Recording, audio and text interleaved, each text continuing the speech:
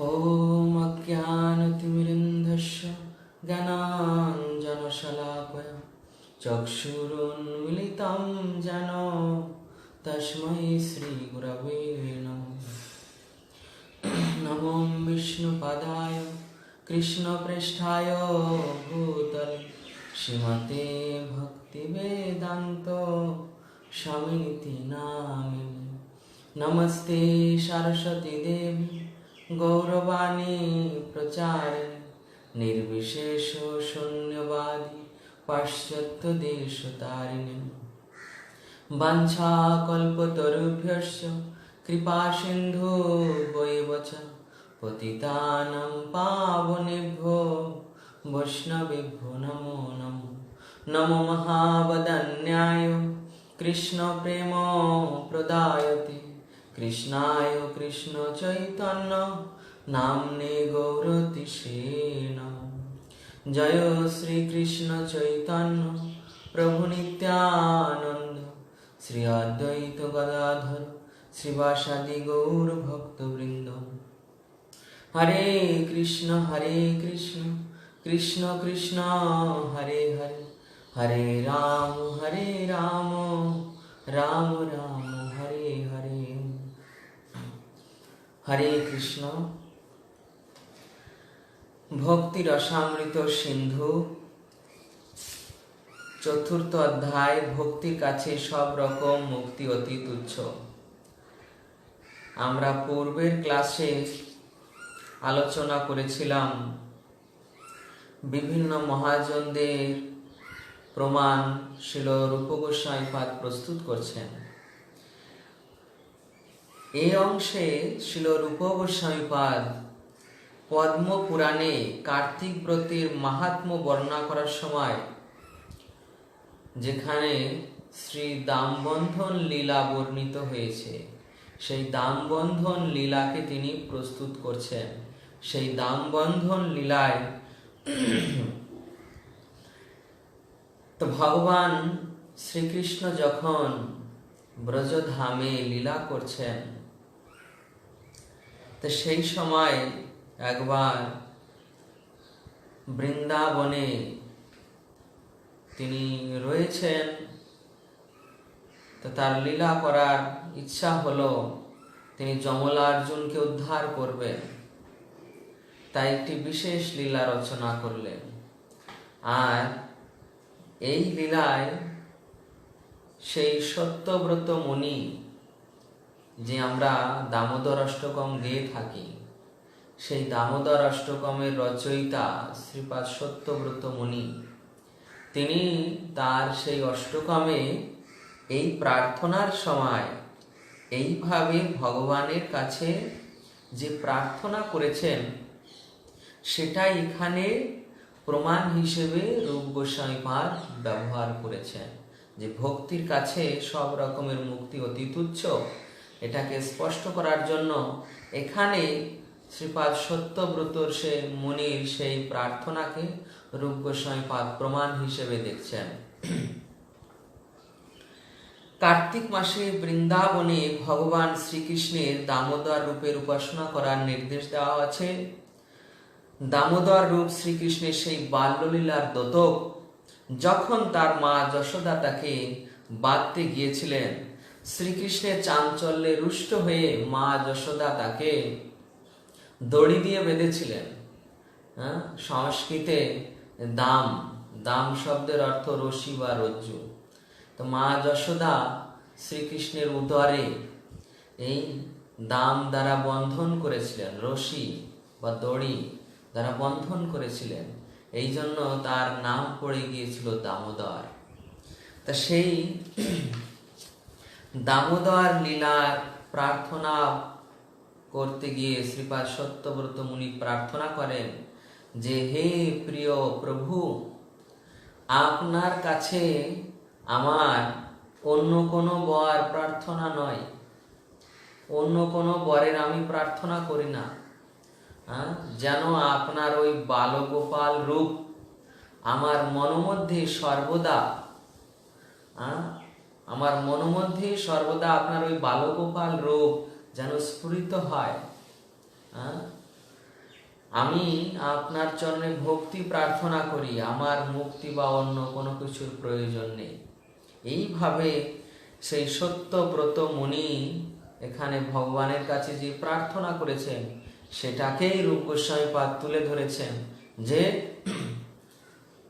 এরকম একজন মুনিও তিনি ভগবানের কাছে প্রার্থনা করার সময় মুক্তিকেও তুচ্ছ করে দিয়েছেন। অর্থাৎ এই ভগবত ভক্তির কাছে তিনি যা প্রার্থনা করেছেন তার কাছে মুক্তি তুচ্ছ হয়েছে, এজন্য তিনি মুক্তিকে না গ্রহণ করে ভগবানের সেই রূপ দর্শন করতে অর্থাৎ ভক্তি প্রার্থনা করেছেন।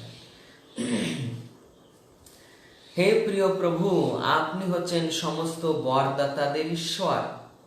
ব্রহ্মা, শিব আদি দেবতারাও কখনো কখনো তাদের ভক্তদের বরদান করে থাকে। ব্রহ্মা যেমন তার ভক্ত হিরণ্যকশিপুকে বরদান করেছিলেন।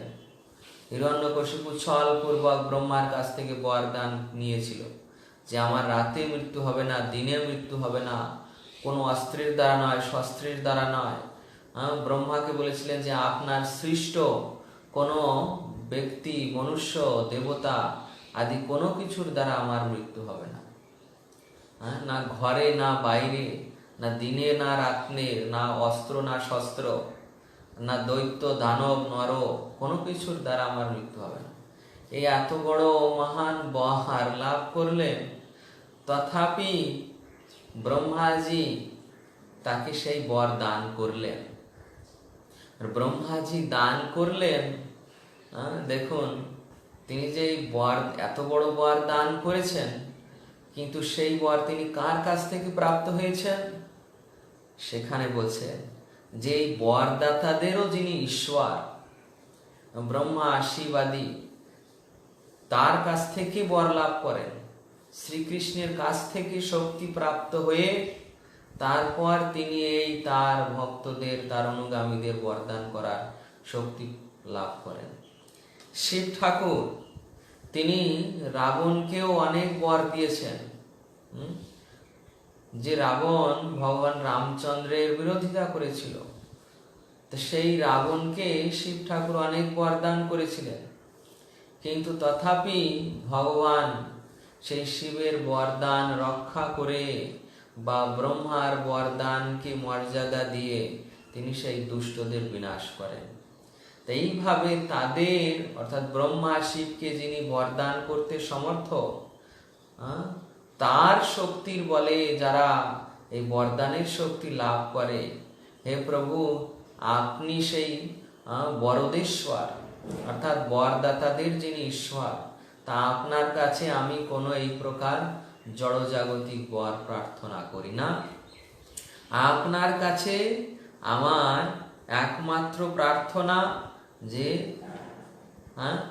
আমি আপনার কাছে মোক্ষ লাভের কোনো বর প্রার্থনা করি না, শুধু যেন আমি আপনার এই দামোদর রূপ সর্বদা দর্শন করতে পারি।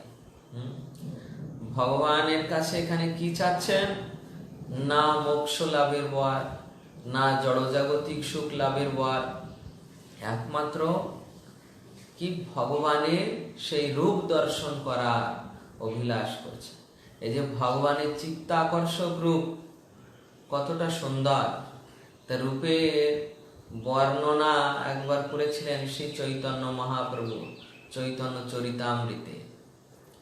যদি কারো সৌভাগ্য হয় পরবর্তীতে শুনবেন যে মহাপ্রভুর মুখ বিগলিত শ্রীকৃষ্ণের রূপ বর্ণন, মহাপ্রভু কিভাবে শ্রীকৃষ্ণের রূপ বর্ণন করেছেন, এটা সনাতন গোস্বামীকে বলেছিলেন। এবং মহাপ্রভু এত সুন্দরভাবে শ্রীকৃষ্ণের রূপ বর্ণনা করেছেন, এটা সত্যি চিত্তাকর্ষক। আর সেই রূপকে এখানে দর্শনের ইচ্ছা করছেন সত্যব্রত মুনি।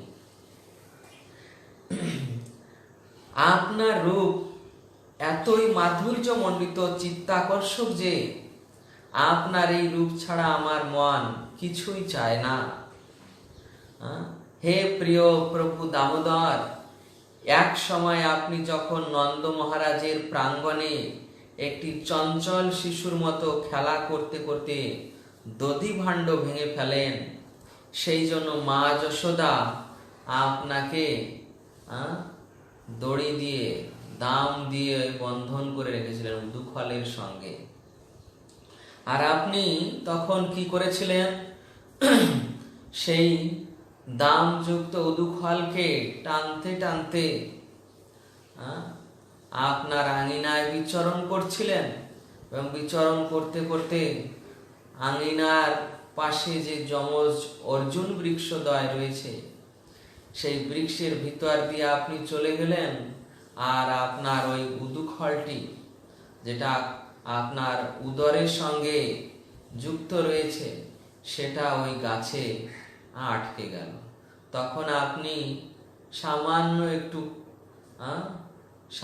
একটু টান দিয়েছিলেন, আর সেই 10,000 হাতির শক্তিতেও যে গাছ পড়বে না সেই গাছ পড়ল, এবং সেই গাছের ভিতর থেকে দিব্য 2 পুরুষ বেরিয়ে এলো, নল, কুবের আর মণিগ্রীব। যদিও তারা দেবতার পুত্র, কুবেরের পুত্র, তথাপি আপনি তাদের উপর আপনার কৃপা বাড়ি বর্ষণ করেছেন। কেন না, যেহেতু আপনার ভক্ত নারদ মুনি তাদের বলেছিলেন যে ভগবান শ্রীকৃষ্ণ যখন দ্বাপর যুগে এখানে অবতীর্ণ হয়ে লীলা করবেন, তিনি তোমাদের উদ্ধার করে তোমাদের ভক্তি প্রদান করবেন। তা আপনার ভক্ত নারদ মুনির বাক্যকে সত্য করার জন্য আপনি এইভাবে তাদের উদ্ধার করেছেন। এই যে 2 জন দেবতা, তাদের সুকৃতি হয়েছে ওইটুকু যে নারদ মুনির সঙ্গ লাভ করেছে। নারদ মুনির মতো মহাভাগবতে অভিশাপ প্রাপ্ত হয়েছে, যদিও সেটা অভিশাপ নয়, যে কথায় বলে সাপে বর, তা ঠিক এই যে তার সাপটা বরদান হয়ে এলো, যেখানে যুগ যুগ ধরে তপস্যা করেও মুনি ঋষিগণ তাকে জানতে পারে না, তার দর্শন লাভ করতে পারে না, নারদ মুনির অভিশাপ তাকে পাইয়ে দিল। এইভাবে এই নলকুবেরকে যেভাবে আপনি ভক্তি প্রদান করেছেন, ঠিক যেন আমাকেও হে দামোদর আপনার শ্রীপাদ পদ্মের ভক্তি আমাকে প্রদান করুন, মোক্ষের প্রতি কোন রকম আমার আকাঙ্ক্ষা নেই। এইভাবে শ্রীপাদ সত্যব্রত মুনি এই ভগবানের লীলা বর্ণন করে, ভগবানের লীলা বর্ণন করছেন, স্তুতির দ্বারায়, অষ্টকমের দ্বারা লীলা বর্ণন করছেন, আর লীলা বর্ণনের মধ্যে ভগবানের কাছে প্রার্থনা নিবেদন করছেন, যে এই প্রার্থনায় সেই শুদ্ধ ভক্তি প্রকাশিত হয়েছে। শুদ্ধ ভক্তি, যে তিনি ভগবানের কাছে কোনো জিনিস প্রার্থনা করছেন না, ভগবানের কাছে কি প্রার্থনা করছেন? সেই মা যশোদা যে রূপ দর্শন করে তাকে বেঁধেছিলেন সেই রূপের দর্শন, তারপর অপূর্ব সুন্দর মুখমণ্ডল, কিভাবে মায়ের ভয়ে ভীত হয়ে 2 চোখ দিয়ে অশ্রু ঝরে পড়ছে, মুক্তার বিন্দু মতো অশ্রু ঝরে পড়ছে, সেই রূপ দর্শন করার প্রতীক্ষা করছে। আর মা যশোদা বারবার যে মুখে যে অধরে চুম্বন করেন, সেই অধর দর্শনের আকাঙ্ক্ষা।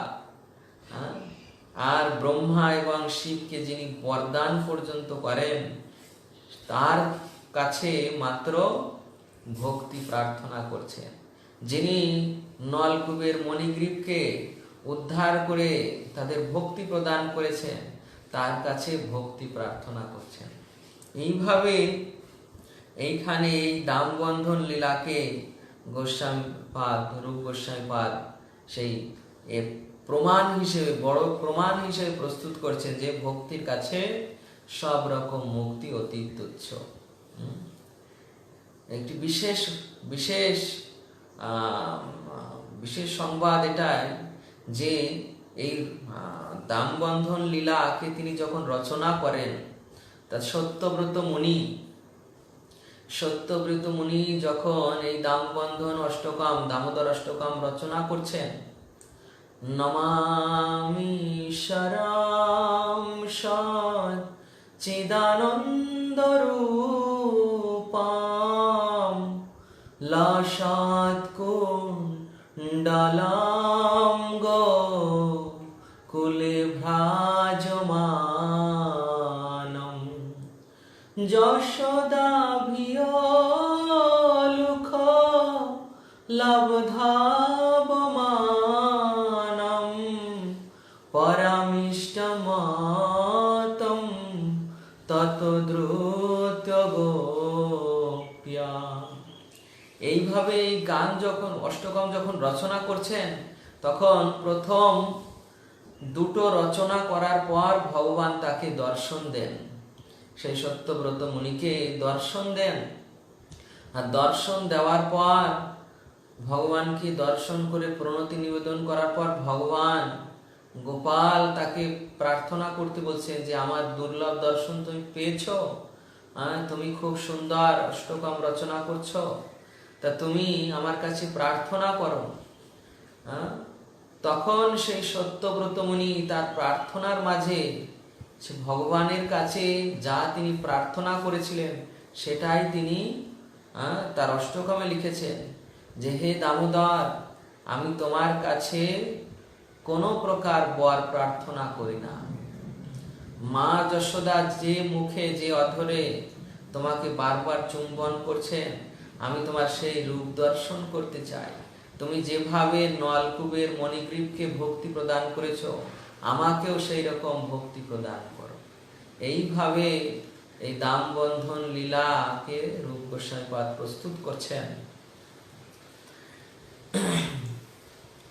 এইভাবে কুবের পুত্ররা ভগবানের ভক্তি লাভ করে চলে গেলেন, আর সেই লীলা দর্শন করে সত্যব্রত মুনিও এখানে ভগবানের কাছে ভক্তি প্রার্থনা করেছেন।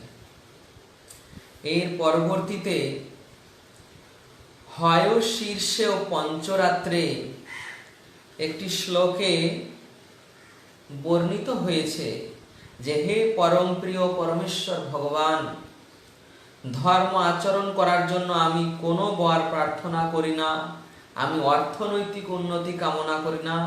আমার একমাত্র প্রার্থনা হচ্ছে যে আমি যেন চিরকাল আপনার শ্রীপাদ পদ্মের সেবায় যুক্ত থাকতে পারি। কৃপা করে আপনি আমাকে সেই বর প্রদান করুন। মহাপ্রভু, আমরা শিক্ষাষ্টকমে গিয়েছি, মহাপ্রভু কি বর প্রার্থনা করেছেন? শিক্ষাষ্টকমে দ্বিতীয় শ্লোকে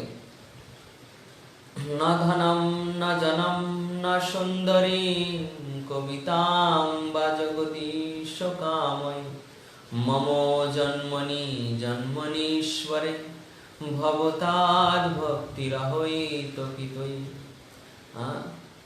এই যে মহাপ্রভু স্বয়ং যখন এই অষ্টক গাইলেন, তিনি এই শ্লোকে বলছেন ন ধনম ন জনম, ধন চাই না, জন চাই না অর্থাৎ অনুগামী চাই না, ন সুন্দরী সুন্দর স্ত্রী চাই না, ন কবিতাম বা জগদীশ কাময়, বিদ্বান পণ্ডিত হতে চাই না। আমার জন্ম জন্মে এই অভিলাষ যে আমি এই জন্ম জন্ম থেকে ছুটিও পেতে চাই না। তাহলে আপনি কি পেতে চান সেটাই বলছেন যে মম জন্মনি জন্মনীশ্বরে, হে ঈশ্বর, হে কৃষ্ণ, আমার জন্মে জন্মে আমি যেন তোমার শ্রীপাদ পদ্মে অহৈতুকী ভক্তি লাভ করতে পারি। এই ভক্তি লাভেরই প্রার্থনা করেছেন।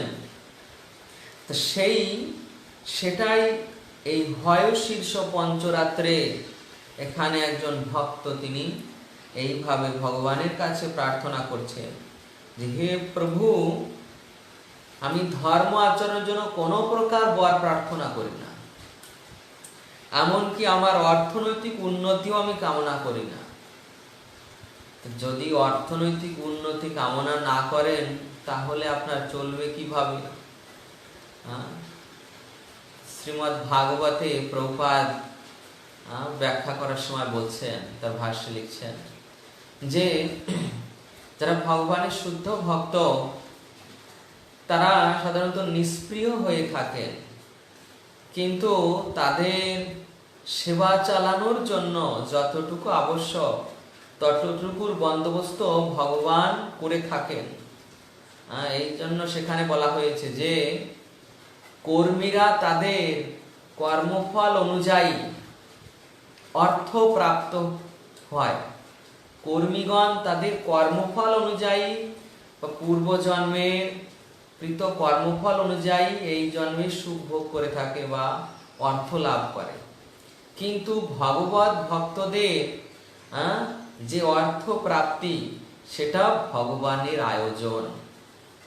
প্রপাত সাফ লিখেছেন যে ভগবত ভক্তের যে অর্থ প্রাপ্তি তা সেবার জন্য সেটা ভগবানের আয়োজন।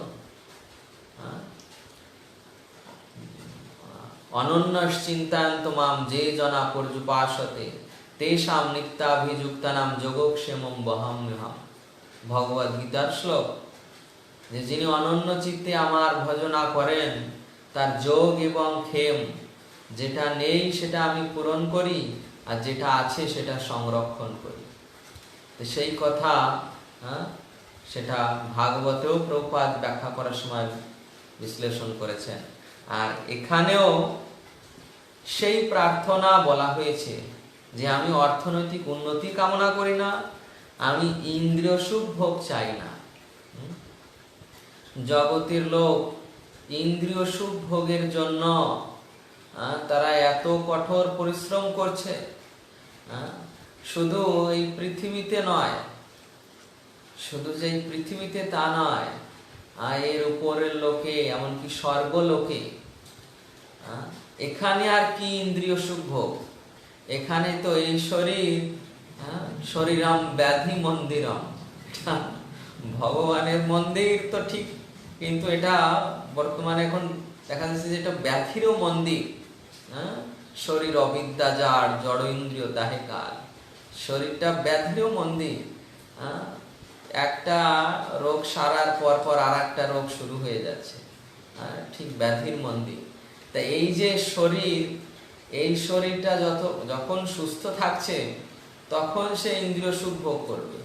তাহলে ভাবুন, দেবতাদের শরীর কখনো অসুস্থ হয় না, তাদের ইন্দ্রিয়ের শক্তি কখনো নষ্ট হয় না, তা তারা সুস্থ সবল। এবং আমাদের যেমন এটা কি পাঞ্চভৌতিক দেহের মধ্যে মৃত্তিকা প্রধান, মৃত্তিকা প্রধান, এই জন্য আমরা আকাশে উঠতে পারি না, জলের উপর হাঁটতে পারি না, তারপর অগ্নির ভিতর যেতে পারি না। কিন্তু দেবতাদের শরীর অগ্নি প্রধান, শব্দ প্রধান, আকাশ প্রধান, এইগুলো তাদের শরীর প্রধান। এই জন্য তাদের শরীর আমাদের থেকে অনেক সুপিরিয়র, আমাদের থেকে অনেক উন্নত। তাই তারা আকাশে চলতে পারে, জলের উপর হাঁটতে পারে, মেঘের মধ্য দিয়ে চলাফেরা করতে পারে, অগ্নির ভিতর যেতে পারে। তাদের শরীর অত্যন্ত সুন্দর। তা সেই শরীরে এবং স্বর্গের সমস্ত কামনা বাসনা পূরণ করার জন্য সবকিছু রয়েছে। স্বর্গের বিভব, বৈভব, অপ্সরা, যা ইচ্ছা তাই করতে পারেন, যা ইচ্ছা তাই লাভ করতে পারেন, যা ইচ্ছা তাই খেতে পারেন, স্বর্গে অমৃত আস্বাদন করতে পারেন। তাই এই প্রকার এত ইন্দ্রিয় সুখ যে তারাও সেই ইন্দ্রিয় সুখ লাভ করে সন্তুষ্ট নয়। একবার ইন্দ্র যখন বৃত্তাসুরের সঙ্গে যুদ্ধ করছেন, তখন বৃত্তাসুর চাইছেন যে তিনি ইন্দ্রের হাতে মরবেন। কারণ তিনি যদি বৃত্তাসুর যদি ইন্দ্রের হাতে মৃত্যুবরণ করেন, তাহলে বৃত্তাসুর যাবেন ভগবত ধামে, বৈকুণ্ঠ লোকে। আর এই বৃত্তাসুর মারা গেলে ইন্দ্র হবে স্বর্গের রাজা। তা বৃত্তাসুরও চাইছেন যে বৃত্তাসুর নিজে যেন মারা যান, তিনি যেন মারা যান, ইন্দ্র যেন তাকে বজ্র মারে। তাই ভগবানের কাছে প্রার্থনা করছে ইন্দ্রকে প্রথমে অনুরোধ করছেন যে হে ইন্দ্র, তুমি বজ্র নিক্ষেপ করো। তোমার গদা যেভাবে বিফল হয়েছে, ঠিক যেমন কৃপণের কাছে কোনো ধন প্রার্থনা করলে সেটা নিষ্ফল হয়। বৃত্তাসুর সেখানে উপমা দিচ্ছেন, কৃপণের উদাহরণ, যে কৃপণের কাছে ধন চাইলে যেমন সেটা নিষ্ফল হয়, ঠিক তোমার এই গদাও যেভাবে নিষ্ফল হয়েছে, তোমার এই বজ্র কিন্তু সেইভাবে নিষ্ফল হবে না। এই জন্য তুমি বজ্র নিক্ষেপ করো। তুমি বজ্র নিক্ষেপ করলে আমি নিশ্চিত মারা যাব, আর আমি মারা গেলে যাব আমি ভগবানের ধাম। আমি এই অসুর শরীর ত্যাগ করতে চাই। কিন্তু ইন্দ্র ভয় পাচ্ছে, যেভাবে গদা নিক্ষেপ করেছিল সেটাও যদি বিফল হয়ে যায় তাহলে কি হবে, এই ভয়ে ইন্দ্র আর বজ্র নিক্ষেপ করছেন। তখন বৃত্তাসুর ইন্দ্রের কাছে প্রার্থনা করে বিফল হয়েছেন, ইন্দ্র তার কথা শুনছেন না। তখন ভগবানের কাছে প্রার্থনা করছেন যে হে প্রভু, অহম হরি তব পাদৈকমূল দাসানুদাস ভবিতাস্মি ভূয় মনস্মরিতা সুপতের গুণাংস্তে গৃণীত বাক্যর্ম করোতু কায় নানাকো পৃষ্ঠম ন চাপারমেষ্ঠম ন সার্বভৌমম ন রসাধিপত্যম ন যোগ সিদ্ধি পুনর্ভবম বা সমঞ্জসতম বিহরৈহ কাংসে অজাত পক্ষা ইব মাতরম খগা স্তন্যম যথাবৎসতরা সুধার্তা প্রিয়ম প্রিয়েব বিষিতাম বিষর্ণা মনোরবিন্দাক্ষ দিদিক্ষ্বতে ত্বম। বৃত্তাসুর যখন এইভাবে স্তুতি করছেন, তখন ইন্দ্র দেখে তো অবাক, যে এত বড় মহান ভক্ত যিনি এইভাবে ভগবানের স্তুতি করছেন, ভগবানের কাছে কোনো প্রার্থনা করছেন না। কি চাইছেন না, আমি এই ইন্দ্রত্ব, ব্রহ্মত্ব, কোনো প্রকার রাজত্ব কোনো কিছু প্রার্থনা করি না। হে প্রভু, আপনার কাছে আমার প্রার্থনা যেন আমি আবার আপনার শুদ্ধ ভক্তির সঙ্গ লাভ করতে পারি, আবার আপনার প্রেমময় সেবায় যুক্ত হতে পারি, আমার যেন আপনার ভক্তদের সাথে অসখ্য ভাব হয়। এই প্রার্থনা শুনে ইন্দ্র মনে করছে যে এ তো বৈষ্ণব, অতএব একে আর আমি মারব না। এই নিশ্চিত করে ইন্দ্র তখন বৃত্তাসুরকে শোনাচ্ছেন, আরে বৃত্তাসুর, তুমি তো ভগবানের মায়াকে পার করে গিয়েছ, যে স্বর্গসুখ, স্বর্গের ইন্দ্রিয় তৃপ্তি সুখ লাভ করার জন্য, স্বর্গের রাজত্ব লাভ করার জন্য আমি এখানে যুদ্ধ করতে এসেছি। আর তুমি তোমার কাছে, তোমার মতো ভক্তের কাছে সেই সুখ তো দূরের কথা, মুক্তি পর্যন্ত তুচ্ছ হয়ে গিয়েছে। তোমার মতন ভক্ত যিনি অমৃতের সমুদ্রে, একটি মহান উক্তি করছেন ইন্দ্র, যে তোমার মতো ভক্তরা যারা অমৃতের সমুদ্রে ক্রীড়া করে, তোমার মতো ভক্তগণ যারা অমৃতের সমুদ্রে ক্রীড়া করে, তাদের কাছে এই স্বর্গসুখ খাতদকে জল তুল্য। খাতদক মানে ছোট্ট একটি মলমূত্রের গর্তে মনে করুন জল রয়েছে, সেই জলে কোনো মৎস্য যে সুখ লাভ করে, সেই সুখকে সেখানে স্বর্গ সুখের সঙ্গে তুলনা করছেন কে? স্বর্গের রাজা। স্বর্গের রাজা স্বর্গ সুখকে কিসের সঙ্গে তুলনা করছে? মলমূত্রের গাড্ডার সঙ্গে, খাতদকের সঙ্গে। আর ভক্তির সমুদ্রে সন্তরণ, একে কিসের সঙ্গে তুলেছেন? অমৃতের সমুদ্রে সন্তরণের সঙ্গে তুলনা করছেন। যে ভক্তরা এইভাবে কৃষ্ণ ভক্তিরূপ অমৃতের সন্ধিতে সন্তরণ করেন, তারা কখনোই খাদ্যদকের প্রতি অভিলাষী নয়। এইভাবে এখানেও ঠিক সেই ইন্দ্রিয় সুখকে তুচ্ছ করে বলছেন যে আমি এই ইন্দ্রিয় সুখ চাই না, মোক্ষ কামনা করি না। তাহলে এইভাবে এখানে রূপ গোস্বামীপাদ প্রমাণ করছেন যে এই ভগবত ভক্তির কাছে সব রকম মুক্তি অতি তুচ্ছ। হয় শীর্ষ পঞ্চরাত্রে আর এক জায়গায় বর্ণনা করা হয়েছে যে ভগবান নৃসিংহদেব যখন প্রহ্লাদ মহারাজকে বরদান করতে চাইলেন, তখন প্রহ্লাদ মহারাজ কোন রকম জড়জাগতিক সুখ স্বাচ্ছন্দ্য প্রার্থনা না করে তার নিত্য সেবক হওয়ার প্রার্থনা করেছিলেন। প্রহ্লাদ মহারাজ সেই সম্পর্কে ভগবান নৃসিংহদেবের কাছে ভগবান রামচন্দ্রের নিত্যদাস হনুমানের উদাহরণ দিয়েছিলেন। হনুমানও ভগবানের কাছ থেকে কোনো প্রাকৃত বর প্রার্থনা না করার আদর্শ স্থাপন করেছিলেন। তিনি সর্বদা ভগবত সেবা পরায়ণ ছিলেন। এই আদর্শ গুণের জন্য আজও হনুমান সমস্ত ভক্তদের আরাধ্য। হনুমানও আরাধ্য কেন? ভগবানই বলছেন মদ ভক্ত পূজাভিধিকা সর্বভূতেষু মন্মতি।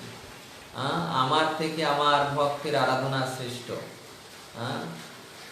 ভবে চৈতন্য ভাগবতে বলা হচ্ছে ভবে কৃষ্ণ ভজিবার যার আছে অভিলাষ, সে ভজুক কৃষ্ণের মঙ্গল প্রিয় দাস। যার কৃষ্ণ ভজিবার অভিলাষ রয়েছে সে যেন কৃষ্ণের মঙ্গল প্রিয় দাসের ভজনা করে, আরাধনা করে, অর্থাৎ দাসের অনুগত হয়ে ভগবানের ভজনা করে। এই হচ্ছে ভগবত ভক্তের আরাধনা, মানে যে ভগবত ভক্তকে ঠিক ভগবানের পর্যায়ে সম্মান করা এবং তার অনুগত হয়ে কৃষ্ণের সেবা করা, এটাই হচ্ছে ভগবত ভক্তের আরাধনা। এইভাবে প্রহ্লাদ মহারাজ এখানে হনুমানের উদাহরণ দিয়েছিলেন। প্রহ্লাদ মহারাজ হনুমানকে তার সশ্রদ্ধ প্রণাম নিবেদন করেছেন। একটি প্রসিদ্ধ শ্লোকে হনুমান বলছেন, হে ভগবান, তুমি যদি চাও তাহলে আমাকে এই ভববন্ধন থেকে মুক্ত করতে পারো, অথবা তোমাকে লীন হয়ে যাওয়ার সাযুজ্য মুক্তি দান করতে পারো। কিন্তু হে প্রভু, আমি এগুলো কামনা করি না। আমি মুক্তি কামনা করি না, সাযুজ্য মুক্তিও কামনা করি না। তোমার সঙ্গে আমার যে প্রভুভৃত্যের সম্পর্ক, মুক্তির ফলে সেই সম্পর্ক যদি শিথিল হয়ে যায় তাহলে সেই মুক্তি আমি কামনা করি না। যে প্রভু ভৃত্যের সম্পর্ক, প্রভুর সেবা করে ভৃত্য যে সুখ লাভ করে, সেই সুখের কাছে এই মুক্তির সুখ অতি তুচ্ছ, সেটা এখানে হনুমান প্রমাণ করে দিলেন। এরপর নারদ পঞ্চরাত্র থেকে গোস্বামীপাদ উদাহরণ দিচ্ছেন যে নারদ পঞ্চরাত্রে বলা হয়েছে যে হে ভগবান, আমি ধর্ম অর্থ কাম মোক্ষের লেশ মাত্র কামনা করি না। তোমার লোকে বাস করার সালোক্য মুক্তি, তোমার মতো রূপ প্রাপ্ত হওয়ার সারূপ্য মুক্তি, অথবা কোন প্রকার মুক্তি আমি কামনা করি না। আমার একমাত্র প্রার্থনা যেন নিত্যকাল তোমার প্রেমময়ী সেবায় যুক্ত হতে পারে। যেটা ভক্তিবিনোদ ঠাকুরও গিয়েছিলেন যে এই যে বহির্মুখেও ব্রহ্ম জন্মে নাহিয়াস, কীট জন্ম হোক যথা তুয়া দাস, বহির্মুখ ব্রহ্ম জন্মে নাহিয়াস। যদি আমার কীট জন্ম হয় তা যেন তোমার ভক্ত হয়ে তোমার দাসের দাস হয়ে জন্মগ্রহণ করতে পারে। অন্যথায় বহির্মুখ ব্রহ্ম জন্ম, অর্থাৎ ব্রহ্মার জন্ম যদি তোমার বিমুখ হয়, অর্থাৎ কোন ব্রহ্মা যদি কৃষ্ণ অভক্ত হয়, কৃষ্ণের অভক্ত হয়, তো সেই রকম ব্রহ্মপদও আমার কাম্য নয়। এরপর ষষ্ঠ স্কন্ধ থেকে উদাহরণ দিচ্ছেন মহারাজ পরীক্ষিত শুকদেব গোস্বামীকে জিজ্ঞাসা করেছিলেন যে, হে ব্রাহ্মণ শ্রেষ্ঠ, আমি বুঝতে পারছি যে বৃত্তাসুর ছিল মহাপাপী, তার মনোবৃত্তি রজ তমগুণে আচ্ছন্ন ছিল, কিন্তু তাহলে কিভাবে তার মধ্যে ভগবত ভক্তির এইরকম পূর্ণ বিকাশ হলো? আমি শুনেছি যে কঠোর তপস্যা করে সিদ্ধ যোগী পূর্ণ জ্ঞানী মুক্ত পুরুষদেরও ভগবানের ভক্ত হওয়ার জন্য সাধনা করতে হয়। এই ধরনের ভগবত ভক্ত নিঃসন্দেহে অত্যন্ত দুর্লভ। তাই আমি আশ্চর্য হচ্ছি যে বৃত্তাসুর কিভাবে ভগবানের ভক্ত পদ লাভ করলো। এই যে একটু আগে আমি বর্ণনা করলাম বৃত্তাসুরের কাহিনী, ইন্দ্র এবং বৃত্তাসুরের মধ্যে ঘোর যুদ্ধ হচ্ছিল। তো সেই যুদ্ধে এই বৃত্তাসুরের স্তুতি শ্রবণ করে বর্ণনা করছেন কে? শুকদেব গোস্বামী পরীক্ষিত মহারাজকে, যে এইভাবে বৃত্তাসুর ভগবানের উদ্দেশ্যে স্তুতি করেছেন, ঠিক শুদ্ধ ভক্তের স্তুতি। তখন পরীক্ষিত মহারাজ শুকদেব গোস্বামীকে জিজ্ঞাসা করছেন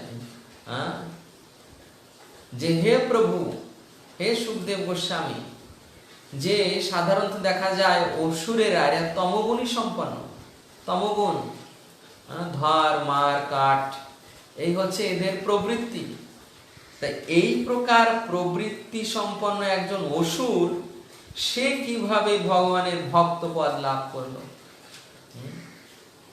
রাবণ, হিরণ্যকশিপু, বানাসুর, অঘাসুর, বকাসুর আদি এরা কৃষ্ণের বিরোধিতা করে অসুর উপাধি পেয়েছে। আর এখানে সেই অসুর কুলে জন্মগ্রহণ করেছে বৃত্তাসুর, তার নামটাও বৃত্তাসুর, এবং তার কার্যাবলীও অসুরের মতো ছিল। তাহলে সে ভক্ত পদ লাভ করলো কিভাবে? তো সেটা আমি আগেই বলেছি যে বৃত্তাসুর পূর্ব জন্মে চিত্রকেতু মহারাজ ছিলেন। চিত্রকেতু মহারাজ থাকাকালীন তিনি নারদ মুনির কাছ থেকে দীক্ষা প্রাপ্ত হয়েছিলেন। নারদ মুনির কৃপায় ভগবান শঙ্কর্ষণের দর্শন লাভ করেছিলেন। তার চরণে ভগবান শঙ্কর্ষণ যখন দর্শন দিয়েছিলেন, তার চরণকে তিনি চোখের জলে অভিষেক করে দিয়েছিলেন। তা তার ভক্তিতে ভগবান প্রসন্ন হয়ে তাকে সেই গন্ধর্ব লোকের অধিপতি করে দিয়েছিলেন, বিদ্যাধর লোকের অধিপতি করে দিয়েছিলেন, আর একটি বৈকুণ্ঠ বিমান দিয়েছিলেন। আর চিত্রকেতু মহারাজ ওই বৈকুণ্ঠ বিমানে করে এখানে ওখানে সে বিদ্যাধর লোকের সুন্দরী স্ত্রীদের নিয়ে ভ্রমণ করতেন। কিন্তু ভ্রমণ করলেও কি করতেন না, তাদেরকে দিয়ে ওই কৃষ্ণ কীর্তন করাতেন বা নিজে কীর্তন করতেন। এইভাবে তাদের নিয়ে চলতেন, কিন্তু তার কোনো প্রকার কোনো জড় আসক্তি ছিল না। তিনি কৃষ্ণের নামে এত বিভোর ছিলেন, কৃষ্ণ কীর্তনে এত বিভোর ছিলেন। তা সেই চিত্রকেতু মহারাজ হঠাৎ দর্শন করলেন যে কৈলাসের উপর মহাদেবের কোলের উপর পার্বতী বসা, মহাদেব ওই অবস্থায় মুনি ঋষিদের ভাগবত কথা বলছেন। এইভাবে মহাদেবকে দর্শন করে তিনি চিন্তা করলেন যে যারা এরকম লোকগুরু শ্রেষ্ঠ ব্যক্তি, তারা যদি এই ধরনের আচরণ করেন তাহলে জগতের লোক কি শিক্ষা পাবে? শ্রেষ্ঠ ব্যক্তি যদি এই ধরনের আচরণ করেন, যে প্রবচন করছেন ভাগবত, অথচ স্ত্রীকে কোলের উপর বসিয়ে আলিঙ্গন করে রয়েছেন। এই অবস্থায় মহাদেবকে এই অবস্থায় দর্শন করে তিনি তাকে একটু তিরস্কার বাক্য বা তাকে সংশোধনের জন্য কিছু বলেছিলেন। তো সেটা পার্বতী দেবীর সহ্য হয়নি। তিনি অভিশাপ দিয়ে দিলেন যে তুমি হে বৎস মহাদেবের মতো মহাপুরুষের আচরণে দোষ দর্শন করেছ, যেখানে ব্রহ্মা আদি দেবতাগণ তার চরণের পুষ্প মাথায় করে রাখেন, সনক আদি নারদ মুনি আদি ভক্তরা যার কোনো দোষ দর্শন করে না, তাকে তুমি তার আচরণে তুমি দোষ দর্শন করেছ। তা তুমি হে পুত্র যাও অসুর কুলে জন্মগ্রহণ করো। মাতা পার্বতীর অভিশাপে তাকে অসুর হতে হয়েছিল। কিন্তু তার অসুর হলেও সেই পূর্বজন্মের যে ভক্তি, ভগবান বলছেন ন মে ভক্ত প্রণশ্যতি, আমার ভক্তেরও নাশ হয় না, ভক্তিরও নাশ হয় না, সেই ভক্তি কিন্তু নষ্ট হলো না। তা সেই অসুরের অবস্থায়ও তার এই কৃষ্ণ ভক্তি ছিল, যেটা ওই ইন্দ্রের সঙ্গে যুদ্ধ করতে যুদ্ধক্ষেত্রে সেটা প্রকাশিত হয়েছে। তা সেই ঘটনা পরীক্ষিত মহারাজ প্রশ্ন করেছিলেন যে বৃত্তাসুর কিভাবে ভক্তপদ প্রাপ্ত হল। তখন সুখদেব গোস্বামী সেই চিত্রকেতু মহারাজের বর্ণনা করছেন যে এইভাবে তিনি ভক্ত ছিলেন, পার্বতীর অভিশাপ প্রাপ্ত হয়েছিলেন, কিন্তু তার ভক্তি নষ্ট হয়নি। তাই এখানে সেই দৃষ্টান্তকে তুলে ধরা হয়েছে কেন, যে এরকম কোটি কোটি কোটি কোটি মুক্ত পুরুষের মধ্যে কোন ভাগ্যবান কৃষ্ণ ভক্ত হতে পারে। ভগবদ গীতায় শ্লোক রয়েছে, মনুষ্যানাম সহস্রেষু কশ্চিৎ যততি সিদ্ধয়ে যততামপি সিদ্ধানাম কশ্চিন মাং বেত্তি তত্ত্বত। হাজার হাজার মানুষের মধ্যে কদাচিৎ সিদ্ধি লাভের জন্য কোনো একজন যত্ন করেন, হাজার হাজার লোকের মধ্যে কদাচিৎ একজন যত্ন করেন মুক্তি লাভের জন্য। সেই প্রকার মুক্তদের মধ্যে, সেই প্রকার হাজার হাজার মুক্তদের মধ্যে কেউ ভক্ত হন। এইভাবে ভক্ত হয়ে তিনি যখন উত্তম ভক্তে রূপান্তরিত হন, পূর্ণ জ্ঞান লাভ করেন, তখন তিনি আমাকে জানতে পারেন। বহু নাম জন্ম নামান্তে জ্ঞানবান মাম প্রপদ্যতে বাসুদেব স মহাত্মা সুদুর্লভ। এই প্রকার আমাকে সর্বকারণের পরম কারণ রূপে জেনে আমার ভজনা করে, আমার ভক্ত হয়েছে, এই প্রকার মহাত্মা অত্যন্ত দুর্লভ। অতএব কোটিতে কোটি, অর্থাৎ এই শুদ্ধ কৃষ্ণ ভক্ত অতি অল্প। তা সেই তার মধ্যে একজন এই বৃত্তাসুর, এত দুর্লভ পদ। তাহলে দেখুন, সেই মুক্তি তুচ্ছ, জ্ঞান তুচ্ছ করে এখানে ভক্তিকে প্রাধান্য করেছেন, যে কোটি কোটি মুক্ত পুরুষের মধ্যে কেবল কয়েকজন মাত্র ভগবত ভক্ত হতে পারে। তাহলে মুক্ত পুরুষ যারা মুক্ত হয়েছেন, যারা জ্ঞানী, তাদের থেকেও ভগবত ভক্ত কত মহান, অর্থাৎ তার ভক্তি কত মহান, অর্থাৎ মুক্তির কাছে, জ্ঞানের কাছে, অর্থাৎ ভক্তির কাছে মুক্তি জ্ঞান সব তুচ্ছ, সেটাই প্রমাণ করেছেন। এরপর ভাগবতের প্রথম স্কন্ধে কুন্তী স্তুতি থেকে শ্রীল রূপ গোস্বামী প্রমাণ দিচ্ছেন। শ্রীকৃষ্ণকে বিদায় দেওয়ার সময় কুন্তী দেবী প্রার্থনা করছেন, প্রভু, বড় বড় বিদ্বান পরমহংসরাও তোমার অপার মহিমা সম্বন্ধে অবগত হতে পারে না। নির্মল চিত্ত মুনিরাও যখন তোমাকে জানতে পারে না, তখন আমার মতো স্ত্রীলোকেরা তোমাকে কিভাবে জানবে? যেখানে বড় বড় বিদ্বান, বেদবিদ্বান, পরমহংস, পরমহংস বিদ্বান, বড় বড় মুনিগণ যেখানে তোমাকে জানতে পারছে না, সেখানে আমার মতো স্ত্রীলোকেরা তোমাকে কিভাবে জানবে? কুন্তী মহারানী জানেন, অথচ তিনি বলছেন যে যারা বড় বড় পণ্ডিত, বিদ্বান, পরমহংস, তারা জানে না। কেন না? যারা এই ভক্তিকে বাদ দিয়ে জ্ঞানের উপাসনা করে, নির্বিশেষ জ্ঞান, ব্রহ্মজ্ঞান, তারপর যারা পরমাত্মার আরাধনা করছেন, যারা যোগ সিদ্ধির কামনা করছেন, বা যারা জাগতিক বিদ্যায় পাণ্ডিত, ষড়দর্শন, এই প্রকার যারা পাণ্ডিত্য নিয়ে রয়েছেন, তারা ভগবানকে জানতে পারে না। যেখানে কুন্তী মহারানীর মতো একজন ভক্ত স্ত্রী হলেও, কুন্তী মহারানীর মতো ভক্ত স্ত্রী হলেও তিনি ভগবানকে জানতে পেরেছেন, ভগবান কেন আবির্ভূত হয়েছেন। এবং এই কুন্তী মহারানী সেই দামবন্ধন লীলারও সাক্ষী। সেই দামবন্ধনের দিন কুন্তী মহারানী সেই ব্রজধামে ছিলেন এবং স্বচক্ষে দর্শন করেছেন যে মা যশোদা কিভাবে কৃষ্ণকে বাঁচছে, আর বাঁধতে বাঁধতে কৃষ্ণ দু চোখ দিয়ে কিভাবে তার অঝোর ধারায় জল পড়ে যাচ্ছে।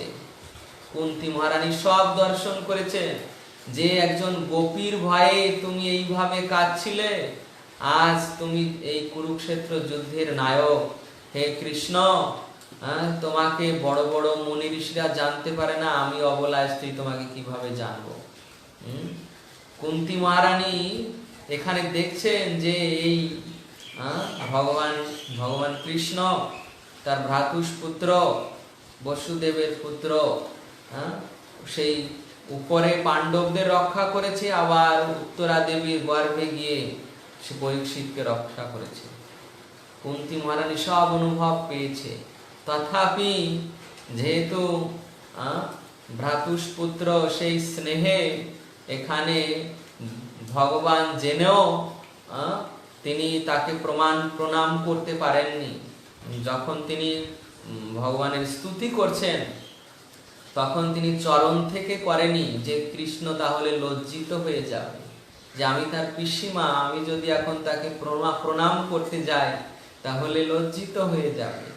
কিন্তু কুন্তী মহারানী স্তুতি করতে করতে শেষে আর তার ওই ধারণাটুকু ছিল না, শেষ পর্যন্ত তিনি চরণেও প্রণাম করলেন তার প্রার্থনার দ্বারা।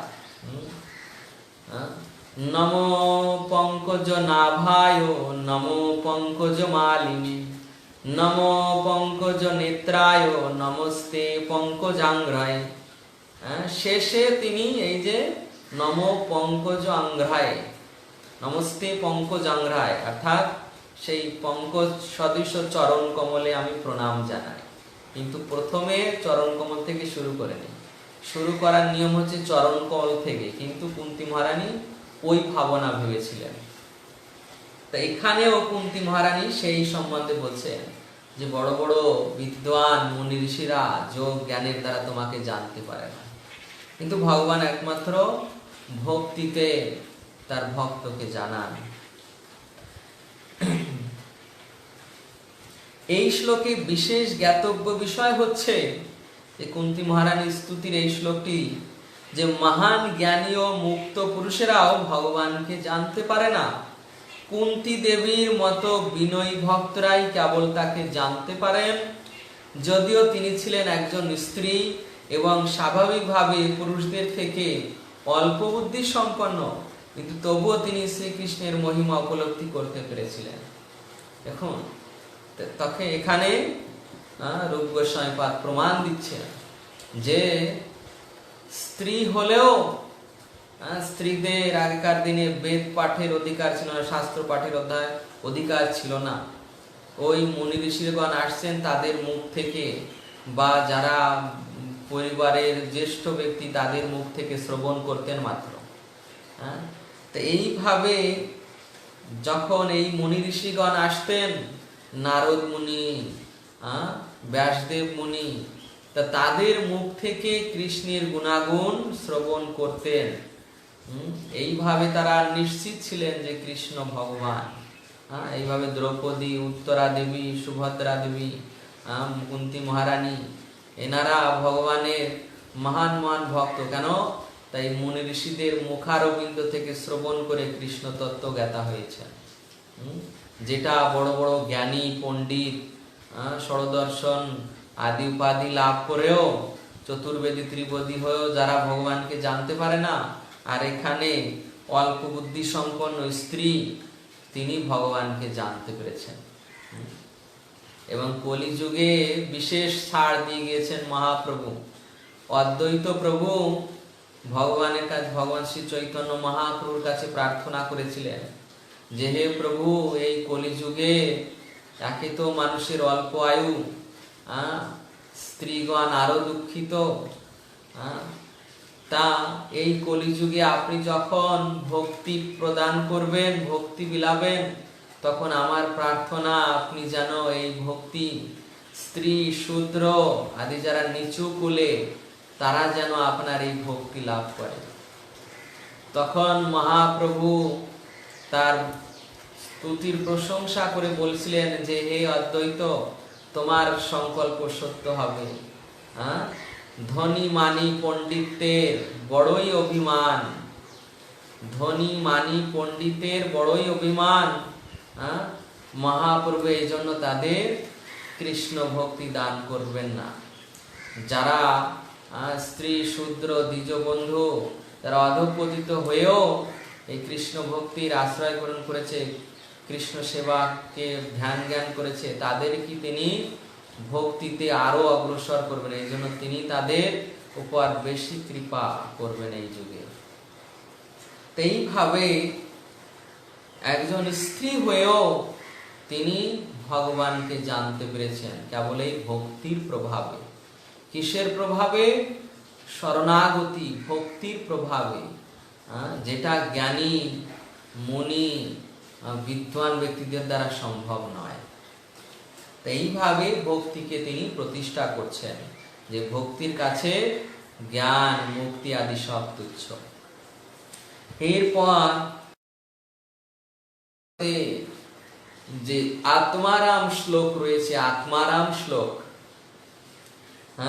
আত্মারামস্য মুনয় নির্গন্থি অপি উরুক্রমে কুর্বন্ত অহৈতু কিম ভক্তি ইত্থম ভূতা গুণ হরি। যে সুত গোস্বামীর কাছে সৌনক আদি মুনি ঋষিগণ জিজ্ঞাসা করলেন, জনপ্রিয়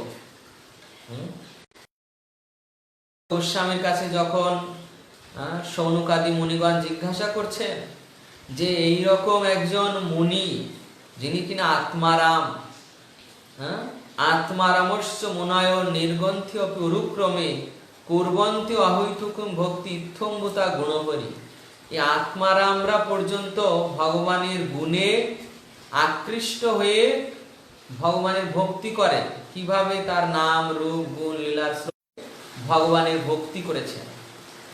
শ্রীকৃষ্ণের গুণে আকৃষ্ট হয়ে, শ্রীকৃষ্ণের গুণে, তার রূপ গুণ, তার কৃপার বর্ণন, তার রূপের বর্ণন, বিশেষভাবে শ্রীকৃষ্ণের রূপের বর্ণন, শ্রীকৃষ্ণের কৃপার বর্ণন শ্রবণ করেছিলেন সুখদেব গোস্বামী।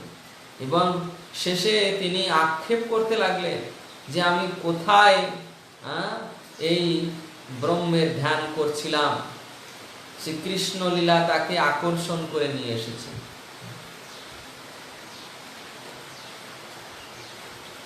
এই শ্লোকে আত্মারাম শব্দটি বর্ণনা করা হয়েছে যে প্রাকৃত বন্ধন থেকে পূর্ণরূপে মুক্ত হওয়া সত্ত্বেও আত্মারাম মুক্ত পুরুষেরা ভগবান শ্রীকৃষ্ণের দিব্য গুণের প্রতি আকৃষ্ট হয়। এই শ্লোকে বিশ্লেষণ করা হয়েছে যে মুক্ত পুরুষদের জড় সুখ ভোগের প্রতি কোনো আসক্তি থাকে না, তারা সব রকম জড় কামনা বাসনা থেকে মুক্ত, কিন্তু তবুও তারা পরমেশ্বর ভগবানের অপ্রাকৃত লীলা শ্রবণ উপলব্ধি করার প্রতি আকর্ষিত হন।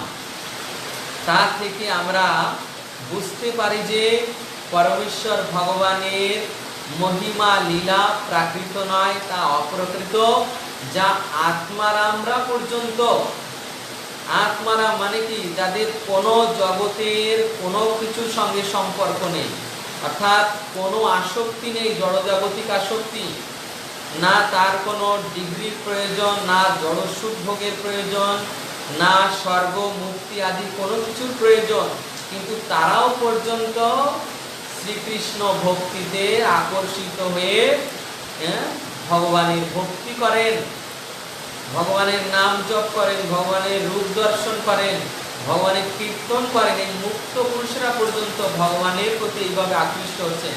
তাই এখানে সেটাই প্রতিপাদন করা হয়েছে যে যেখানে জড় জগতের লোক মুক্তির পিছনে ছুটছে, ভোগের পিছনে ছুটছে, আর এই সব থেকে যারা নিবৃত্ত সেই আত্মারামেরা পর্যন্ত ভগবানের ভক্তির পিছনে ছুটছে।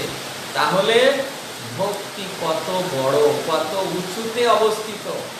এইভাবে তিনি প্রমাণ করছেন যে এই ভগবত ভক্তি কাছে সব রকম মুক্তি তুচ্ছ। এখানে সেই মুক্তিগুলো আবার বর্ণিত হয়েছে, সাযুজ্য, সালোক্য, সারূপ্য, শাস্ত্রী, সামূপ্য। এই 5 প্রকার মুক্তির কোনটি ভগবত ভক্ত গ্রহণ করেন না, কিন্তু ভক্তের ভক্তিতে প্রসন্ন হয়ে ভগবান যখন তাকে তার ধামে ফিরিয়ে নেন, ভক্ত তো তার ধাম চায় না, শালোক্য তো চায় না, শালোক্য ওই 5 প্রকার মুক্তির একটি, সেটা তো ভগবত ভক্ত চায় না। কিন্তু ভগবান কি চান? যে তার ভক্ত যেন সম্পূর্ণরূপে পরিশুদ্ধ হয়ে তার লোকে, তার সঙ্গে বাস করে, তার পার্শ্বদত্ত প্রাপ্ত হয়। এই জন্য ভগবান ওই 5 প্রকার মুক্তির মধ্যে 4 প্রকার মুক্তি তাকে দিয়ে থাকেন, শালোক্য, সামীপ্য, শাস্ত্রী, সারূপ্য। এই 4 প্রকার মুক্তি দিয়ে থাকেন। এই জন্য ভগবত ভক্তের কোনো প্রকার কোনো অভিলাষের আর প্রয়োজন হয় না, কেননা সব পূর্ণ করে দিয়েছেন ভগবান। এই জন্য তার আর কোনো প্রকার চাওয়া পাওয়ার থাকে না। তাই এখানে এইভাবে শ্রীল রূপ গোস্বামী পাদ এই সমস্ত বর্ণনার প্রেক্ষিতে এটাই প্রমাণ করলেন যে ভগবত ভক্তির কাছে সব রকম মুক্তি অতি তুচ্ছ, সব রকম মুক্তি অতি তুচ্ছ। এবং শেষে শেষে একটি বিশেষ বর্ণনা করছেন রূপ গোস্বামী পাদ, যে ভগবত ভক্তির কাছে কোন প্রকার মুক্তি অতি তুচ্ছ। তা সেই ভক্তে যখন মনে করুন কোন ভক্ত তিনি বিশেষভাবে শ্রীকৃষ্ণের উপাসনা, রাধা কৃষ্ণের উপাসনা করছেন, কেউ লক্ষ্মী নারায়ণের উপাসনা করছেন, কেউ সীতারামের উপাসনা করছেন, সীতানাথের উপাসনা করছেন, কেউ বালাজির উপাসনা করছেন। তা যাদের যেটিতে আকর্ষণ, যাদের যেটিতে নিষ্ঠা, তাদের ঠিক তারা অন্যদের অবমাননা করেন না। যে এখানে একটি উদাহরণ দেওয়া হয়েছে, দৃষ্টান্ত স্বরূপ, যে ব্রাহ্ম ভক্ত হনুমান জানতেন যে ভগবান শ্রীরামচন্দ্র, ভগবান শ্রী নারায়ণের মধ্যে কোনো পার্থক্য নেই, কিন্তু তবুও তিনি কেবল ভগবান শ্রীরামচন্দ্রের সেবারই অভিলাষী। তার কারণ হচ্ছে ভগবানের বিশেষ রূপের প্রতি ভক্তের বিশিষ্ট রুচি। ভগবানের অনন্ত রূপ হয়েছে, কিন্তু শ্রীকৃষ্ণ হচ্ছে তার স্বয়ং রূপ। যদি ভগবানের ভিন্ন ভিন্ন রূপে সমস্ত ভক্তরা সমপর্যায়ভুক্ত, তবুও শাস্ত্রে বলা হয়েছে যে কৃষ্ণ ভক্তই সর্বশ্রেষ্ঠ। রূপ গোস্বামী পাদ শেষে এই কৃষ্ণ ভক্তদের সর্বশ্রেষ্ঠ প্রতিপাদন করার জন্য হনুমানের উদাহরণ দিচ্ছেন, যে হনুমান যেমন তার প্রভু রাম, কিন্তু রাম এবং নারায়ণের মধ্যে কোনো পার্থক্য নেই, তথাপি হনুমানের নিষ্ঠা রামচন্দ্রের প্রতি। এই প্রকার নিষ্ঠা যাদের রয়েছে, তারা শুদ্ধ ভক্ত, তারা যদিও, কারণ একজনকে সে সেবা করেন, তার প্রতি তার নিষ্ঠা, তার প্রতি তার ভালোবাসা, কিন্তু অন্যদের কখনো অশ্রদ্ধা করেন না। অন্যরা সেই রামচন্দ্রের প্রকাশ বা হলেও তাদের অশ্রদ্ধা করেন না, কিন্তু ভজন করেন রামচন্দ্রের। আবার এইভাবে গৌড়ীয় বৈষ্ণব সমাজে আমাদের শ্রীকৃষ্ণ আরাধ্য, শ্রীকৃষ্ণ উপাস্য মহাপ্রভু বলে গিয়েছেন, ভজ ওই ব্রজেন্দ্র নন্দন যদ্ধাম ও শ্রী বৃন্দাবন। ব্রজেন্দ্র নন্দন শ্রীকৃষ্ণের আরাধনা করার কথা বলে গিয়েছেন। এবং এই রূপ গোস্বামী পাদ এখানে বলছেন সেই ব্রজেন্দ্র নন্দনের উপাসক গণই সর্বশ্রেষ্ঠ। যদিও এই শ্রীকৃষ্ণের অসংখ্য অবতার রয়েছে।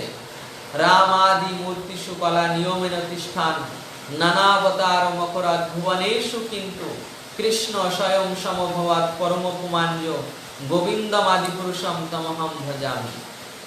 রাম আদি অসংখ্য অবতার রয়েছে, কিন্তু তাদের মধ্যে স্বয়ং রূপ হচ্ছেন শ্রীকৃষ্ণ। এই জন্য রূপ গোস্বামী পাদ বলছেন যে এই শুদ্ধ ভক্তি করবেন শ্রীকৃষ্ণের চরণে, কারণ শ্রীকৃষ্ণই হচ্ছে স্বয়ং রূপ, তার প্রতি শুদ্ধ ভক্তি অর্পণ করতে হবে। এবং তিনি হচ্ছেন সর্বশ্রেষ্ঠ আরাধ্য, তার কথাই শ্রবণীয়, তার কথাই কীর্তনীয়, তিনি আরাধ্য এবং কৃষ্ণ ভক্তরাই হচ্ছেন সর্বশ্রেষ্ঠ। এইভাবে রূপ গোস্বামী পাদ প্রথমে মুক্তিকে তুচ্ছ করলেন, ভক্তিকে শ্রেষ্ঠ করলেন, তারপর নিষ্ঠার দৃষ্টান্ত দিলেন, সর্বশেষ তিনি এই কৃষ্ণ ভক্তকে শ্রেষ্ঠ প্রতিপাদন করলেন। এইভাবে তিনি ভক্তির সর্বশ্রেষ্ঠ হিসেবে কৃষ্ণ ভক্তকে প্রতিষ্ঠা করলেন। এখানে বিশ্রাম রাখছি। জয় জয় শ্রীল রূপ গোস্বামী পাদ বিরচিত শ্রীল ভক্তি রসামৃত সিন্ধু কি জয়, জগৎগুরু শ্রীল প্রভুপাদ কি জয়। হরে কৃষ্ণ কৃষ্ণ কৃষ্ণ হরে হরে, হরে রাম রাম রাম হরে হরে। নিতাই গৌর প্রেমানন্দে হরি হরি বল। পরবর্তী দিন আমাদের আলোচনা হবে ভাগবত ভক্তির পবিত্রতা, পঞ্চম অধ্যায়। হরে কৃষ্ণ।